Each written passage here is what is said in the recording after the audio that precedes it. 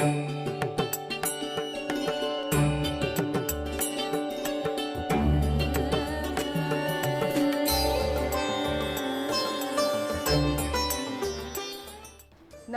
विरासत में आपके स्वागत बा। विरासत जेकर प्रसारण मॉरिशस ब्रॉडकास्टिंग कॉरपोरेशन और आप्रवासी घाट ट्रस्ट फंड के मिलाजुला सहयोग से होवेला। ई बरिस 2025 के हमनी शर्तबंद मजदूर लोग के मॉरिशस अइला के 191वीं सालगिरह 191 एनिवर्सरी मनावत है जा। और इस संदर्भ में आज के विरासत में हमने देखब जा कि आप्रवासी घाट वर्ल्ड हेरिटेज साइट ई जगह के इस्तेमाल जब एगो इमिग्रेशन डिपो के रूप में इस्तेमाल होइला बंद हो गल, तब फिर से इस साइट पर जागरूकता अभियान चलावे खातिर कौन कौन कदम उठावल गल। आज वर्ल्ड हेरिटेज साइट जोन है ई एगो ऐसन जगह रहल जेके सब कोई भुला दिले रहल। और एकर पर जानकारी फिर से देवे खातिर एगो व्यक्ति आ रहलन सामने, जे हवन विक्रम सिंह रामलाला।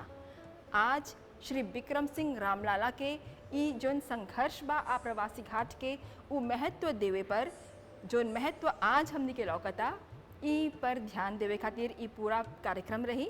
और हमनी श्री विक्रम सिंह रामलाला के परिवार, उनकर सुपुत्र, उनकर करीबी सहयोगी लोग से बातचीत करब जा और इस संघर्ष के बारे में जानब जा, जेकर बाद आप्रवासी घाट एगो तीर्थ स्थान जैसा पवित्र बन गए।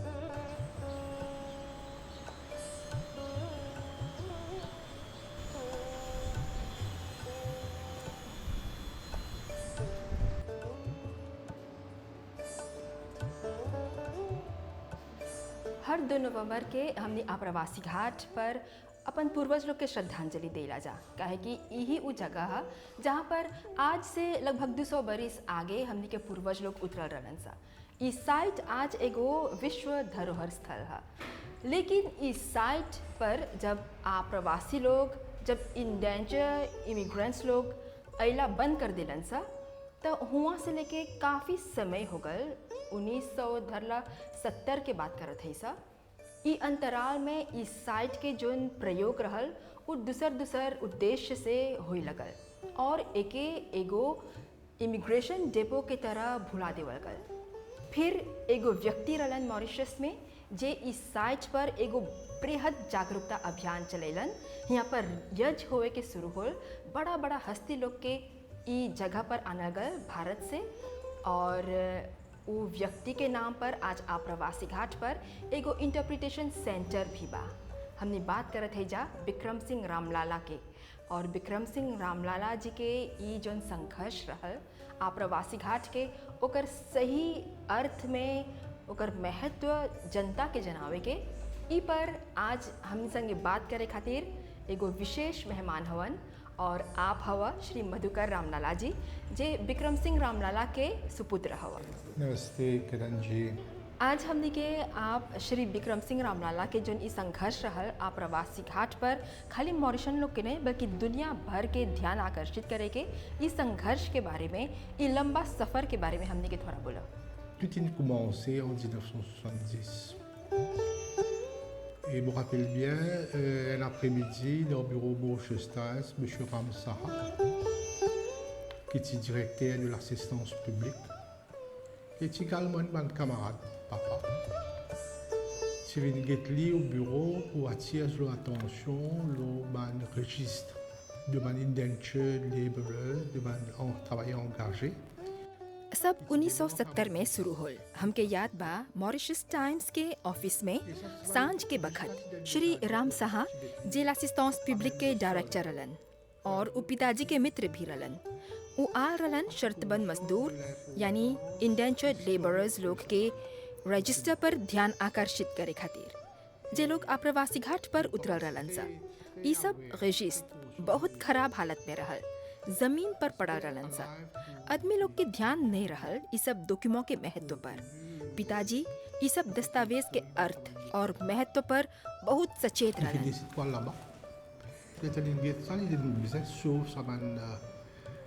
Saban registre là parce que c'est une valeur historique, à part de valeur sentimentale, mais aussi une valeur historique. En même temps, il prend une décision parce que le site lui-même Vous connaissez, à l'époque, l'assistance publique, ça veut dire une allocation qui se peut demander, tu peux remettre ça là-bas. ऊ हुआ गईलन और ऐतिहासिक मूल्य होला इस सब दस्तावेज के बचावे पर बहुत ध्यान दिलन। भावनात्मक मूल्य के साथ एकर ऐतिहासिक मूल्य रहल।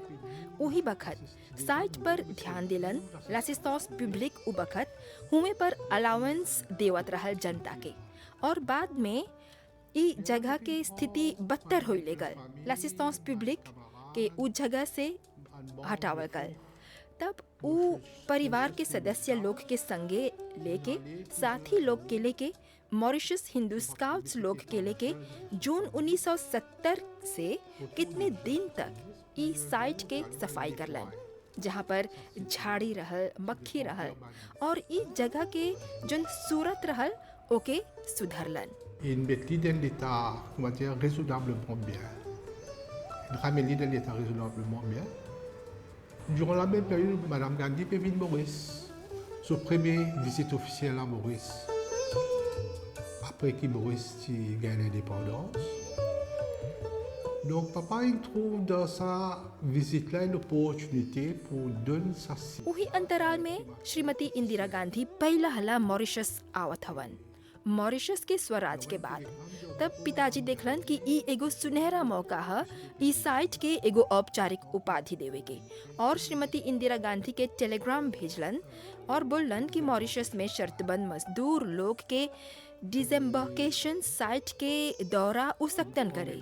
उही बखत उ समय के सरकार जेकर नेतृत्व सर शिवसागर राम गुलाम करत रहलन, पिताजी उनकरा जोर दिलन और एसएसआ एगो छोटा दौरा शामिल करलन श्रीमती इंदिरा गांधी के आप्रवासी घाट पर। भारतीय प्रधानमंत्री के दौरा के बाद सब कुछ बदल गए। उही बखत संघर्ष चलल सब दस्तावेज के हुआ से निकाल के आर्काइव्स में भेजे के और उही समय एक एमजीआई भेजे के फैसला भी लेवल गए। डॉक्टर हजारी सिंह रलन वो भी शर्तबंद प्रणाली और शर्तबंद मजदूर पर लिखत रहलन और बहुत उत्साह के साथ वो ई सब दस्तावेज के एमजीआई भेजे के फैसला लेलन। Donc là, prend décision pour avoir ça MGI. Et là également, tu as le docteur Azari Singh. Le docteur Azari Singh aussi fait écrire le ban immigrant, le ban travail engagé. Donc, il fait une go along avec enthousiasme pour ce savant registre là. Il a fait envoyer ça dans MGI jusqu'à ce jour. Tout ça m'enregistre là toujours dans MGI. Bon, pour beaucoup de gens, peut-être pour une raison sentimentale, je vais aller faire une recherche, je tracer. Et donc, je vais aller dans MGI pour fêter, pour consulter mon archive. Mais après que nous réalisons vraiment l'importance de ce registre-là, quand le gouvernement indien décide pour donner des descendants de travailleurs engagés, de immigrants indiens qui finissent émigrer, qui dans différents pays du monde. Et donne le statut de People of Indian Origin, PIO. बहुत कोई खातिर अपन पूर्वज के खोज एगो भावनात्मक क्रिया रहल, लेकिन ई सब रजिस्टर के सही महत्व के पता चलल जब भारतीय सरकार भारतीय शर्तबंद मजदूर लोग के वंशज के जे लोग दुनिया भर में गईलन सा पीपल ऑफ इंडियन ओरिजिन पीआईओ देवे के, फिर OCI overseas citizens of India ई जोन पासपोबा ओकर रूप लेलक। ओसीआई के हासिल करला पर आप भारत में बिना वीज़ा के सकबा जाए और स्वास्थ्य सेवा और शिक्षा भी भारतीय लोग जैसन ही सकबा प्राप्त करे। लेकिन इस सब के अलावा हमने जुड़ली सा अपन मातृ देश के संगे मदर इंडिया से जुड़ली सा। Mais au-delà de ça, le bénéfice-là, il permet de nous renouer avec émotionnellement avec la mère patrie, Mother India. Ouais. Donc ça c'est l'historique. Bon, Libo connaît aussi ce qui est aujourd'hui connu comme Apravasi Ghat. C'est le premier site dans le monde, le premier site comme The Great Experiment de le gouvernement colonial débute sur The Great Experiment. Great Experiment parce que tu envoies 500 000 travailleurs engagés pour venir labourer le champ. ई भी जनला अच्छा है कि आप्रवासी घाट पहला site है विश्व में जहां बरतानी प्रशासन अपन महाप्रयोग कर ले रहा है इंडेंचर के महाप्रयोग, जहां मजदूर लोग के चंद सिक्का खातिर आनल गल ई देश में और उ लोग संगे काम करावल गल। और ई उ अकेला साइट बचल बा दुनिया भर में जोन एगो इमिग्रेशन डेपो रहल। दुनिया भर में ऐसन कितने साइट रहल इंडेंचर से जुड़ल, लेकिन आज कोनो नहीं बा। ई पुनर्स्थापना कार्य 1970 में पिताजी शुरू करलन। शायद उस समय वो भी नहीं सोचले रहलन कि इस साइट के आगे चल के कौन उपाधि मिली। ई ग्रेट एक्सपेरिमेंट महाप्रयोग के ई साइट एगो प्रभावशाली प्रतीक है। एकर प्रभाव, एकर शक्ति, एकर इतिहास और एकर अनोखापन खातिर यूनेस्को बहुत आसानी से इस साइट के एगो विश्व विरासत स्थल घोषित करलक। Ça, c'est là pour quelle importance ça pour prendre. Aujourd'hui, c'est un symbole très fort de ça Great Experiment là, et qui, vu le caractère symbolique, historique, et vu aussi qu'il est l'unique site qui existait, je pense que ça facilite les choses pour que l'UNESCO érige lui au rang de World Heritage Site.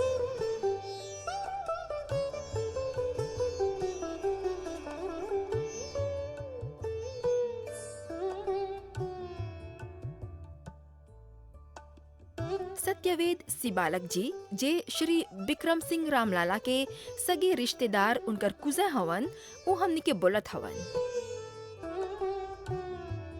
Monsieur Bikram Singh Ramlala, c'est un grand visionnaire. Beaucoup il y a des gens qui vivent un peu avant sur les temps, parce que c'est quelque chose qu'il vient faire, comment un social worker, comment un politicien. Vikram Singh Ram Lalla एगो visionary रहलन जे अपन समय से आगे जियत रहलन, काहे कि जितना कुछ एगो सामाजिक कार्यकर्ता, राजनीतिज्ञ, सक्रियवादी और पत्रकार के रूप में उ करलन, उ बहुत सराहनीय है। हमने मानिला सा कि विक्रम सिंह रामलाला एगो समाज सेवक के रूप में जन्म लेलन। उ राजनीति करे अइलन तब भी जनता के सेवा खातिर, देश के सेवा खातिर। ई भी जनला जरूरी है कि मॉरिशस टाइम्स में जब गतिविधि उ शुरू करलन त उस स्वराज मॉरिशस के लेदे पौधों खातिर रहल।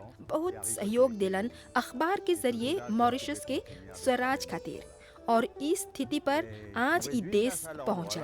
connais l'émotion qui me vient là, parce que me rappelle, c'était en quelque part, peut-être en juin, bien peu avant même plutôt, 1970, quand un jour mon M. Ramlala, mon habitué à aller tout le temps, tellement cousin, cousine, l'Indien comme ça nous disait, viens aller tout ban cousin, cousine. अब ई जगह पर बहुत भावुक होके हम यहाँ पर आइला। हम जब हमेशा की तरह श्री रामलाला यहाँ गईली, कहे कि हमने सब कुजा कुजिन रली सा, आवत जात रली सा, त उ हमने के बोलन कि सब कुजा कुजिन के चाहिए प्लस इमिग्रेशन में आके साफ सफाई के काम करे के, झाड़ी सब काटे पीटे के काम करे के। जब यहाँ अइली सा त हमने सब कोई सवाल करत है सा कि ऐसन जगह पर, खंडहर पर इतना झाड़ी जंगल के साफ करके का करबा। सरकार के चाहत ई काम करे के काहे हमनी करब सा। तब जब वो बोलन कि ई जगह के अहमियत का है, विरासत मूल्य का है और एकर से जुड़ल यादगार पर हमनी के ऊ समझैलन, तब हमनी के समझ में आल। ई जोन सीढ़ी बा एकर बारे में बोलन कि हिये पर हमनी के पूर्वज लोग के पहला कदम पड़ल रहल और हम जब इस सीढ़ी पर चढ़ली और उतरी और आज भी जब हम ऊ घड़ी सोचिला तो हमार रोंगटा खड़ा हो जाला, माना हिये से जीवन शुरू हो रहल। हम सोचिला कि जे हमार पूर्वज हिया नहीं आवत तो हमार जीवन कैसे और कहाँ रहत। ई खातिर हम मानिला कि जीवन हिये से शुरू होल बा। आज हम अपन पूर्वज लोग के धन्यवाद देवत है जे लोग इस सोच के अइलन सा कि पत्थर के नीचे हिया सोना मिली, लेकिन हमने खातिर सोना छोड़ के उ लोग गइलन सा। ऐसन सोना जेकर मूल्य नहीं बा। ई सब रामलाला जी के प्रतापे होल, काहे कि उ हिया नहीं अइतन सफाई के काम करे 1970 के जून महीना में, त ई जगह के दशा जैसे रहल ओकर से जस्ती बिगड़ Mais un जाए। grand merci à M. Ramlala. Parce qu'il a convaincu à l'endroit-là et il a trouvé qu'il bien nettoyé. Mais bon, il y a une affaire. S'il n'est pas venu faire sa première coup de pioche là, ici, en 1970, en juin ou bien mai par là, peut-être à l'endroit-là, il y a une ruine totale, il y a comment il était, comme ça, une personne ne va pas connaître. C'est qu'il a fait, alors l'Indien nous vient. जब हमने ई साफ सफाई कर ली सा, कितने दिन तक लासेमेन में लिकोल जाप सा और वीकेंड में यहाँ पर आवब से सफाई करे, ता उ का बोलत रहलन, उ गइलन स्टूडियो मिमोजा में जोन पोटरी के तेयात के सामने हा, ओकर मालिक से भेंट करलन और उनकर से बोलन कि ई जोन सफाई के काम होता एकर पूरा रूप से फोटो खींचे के एगो एल्बम बनवैलन और सर शिवसागर राम गुलाम के ये एल्बम दिलन, जे उस वक्त देश के प्रधानमंत्री रहलन और सर शिवसागर राम गुलाम के ये बतैलन कि कौन काम यहाँ पर करल जाता और आगे चल के और कौन काम चाहिए करे के और उनकर मकसद का बा। तब से रामलाला जी ई जगह पर चेतना जगावे के काम जोन शुरू करलन उ करते गइलन। एकर एगो जोन ऐतिहासिक मूल्य बा ओकर पर सबके ध्यान आकर्षित करलन और तब से भारत आल प्रधानमंत्री के बाद से ई जगह के अहमियत एकदम बढ़ गल। सब कोई के अपन पहचान से लगाव होए लगल, काहे कि जड़ी बहुत जरूरी है। ई जगह और रामलाला जी के संघर्ष से पता चलेला कि हमने के पूर्वज लोग कहाँ से अइलन सा, कौन गांव से अइलन सा, कौन नाम रहल उ लोग के। कितने कोई भारत में जाके अपन पूर्वज के घरे भी जाके उ लोग से मिलन सा। Comment dire, un récit gagne une identité, parce que roots est très important. C'est à travers sa place-là aujourd'hui et à travers la bande de base que M. Ramlala fait, qui nous aujourd'hui nous connaît exactement dans quel village nous sommes aussi, nous voyons grands-parents comment s'appeler. Et dans la même bande de monde aujourd'hui, qui est allé à travers le document qui est là, dans le récit, comment dire, aller à la retracer une côté dans l'aine. À partir du moment qu'il nous finit de nettoyer ça, et Mme Indira Gandhi qui vient visiter ça, chaque année le 2 novembre, la famille Ramlala, sous notre leadership, organise un yaj ici. Indira Gandhi ji के दौरा के बाद हर 2 नवंबर के रामलाला परिवार एगो यज्ञ के आयोजन करेला यहाँ पर। ओकर बाद सरकार और आप्रवासी घाट ट्रस्ट फंड के सहयोग से ई यज्ञ अब संपन्न होवेला। हमेशा रामलाला परिवार ई यज्ञ के यजमान में शामिल रहेलन जा। Parce qu'il y a une affaire qui beaucoup lui fait l'honneur, Ban Djibon Kindila en premier dans Maurice le ancêtre, il toujours les bons qui nous pensent à travers la prière.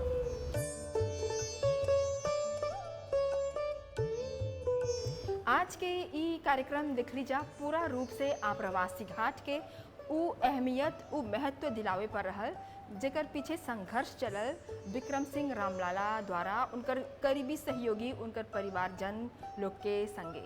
और हमने देख लीजा कि इसे ई जो संघर्ष शुरू होल लगभग 1960-70 में, ओकर बाद कैसे ई साइट के एगो नेशनल हेरिटेज राष्ट्रीय विरासत घोषित करल गए। फिर इस साइट से जुड़ल जो महत्व बा ओकर वजह से ई दिन 2 नवंबर के आम छुट्टी घोषित करल गए और फिर समय के साथ ई साइट बनल वर्ल्ड हेरिटेज साइट। आज ई जगह के दौरा करे खातिर मॉरिशन लोग के साथ साथ जो लोग के पूर्वज यहाँ से गुजरल हवन जा, पूरा विश्व के पर्यटक भी आवेला। और ई साइट खाली मॉरिशन वासी लोग खातिर नहीं बल्कि पूरा दुनिया में ख़ास तौर पर भारतीय डायस्पोरा के सब देश खातिर बहुत ज़्यादा मायना रखेला। काहे कि द ग्रेट एक्सपेरिमेंट जो ब्रिटिश प्रशासन शुरू कर ले रहा मॉरिशस में, ओकर बाद ही शर्तबंद मजदूरी मतलब कि इंडेंचर सिस्टम पूरा विश्व में प्रचलित हो गए और ओकर ही बदौलत आज देखब जा कि ई विश्व फलत फुलत बा और मॉरिशस के ई स्थिति बा जहाँ पर आज हमने यही सब बहुत ही सफलता के साथ, बहुत ही दृढ़ता के साथ हमने के पूर्वज लोग ई देश में काम करलन जा। तो आप सब कोई के शर्तबंद मजदूरी के आगमन के 191वीं वर्षगांठ के बहुत बहुत शुभकामना और हमने के पूर्वज लोग के भावभीनी श्रद्धांजलि, साथ ही साथ श्री विक्रम सिंह रामलाला जी के भी भावभीनी श्रद्धांजलि। धन्यवाद, नमस्ते।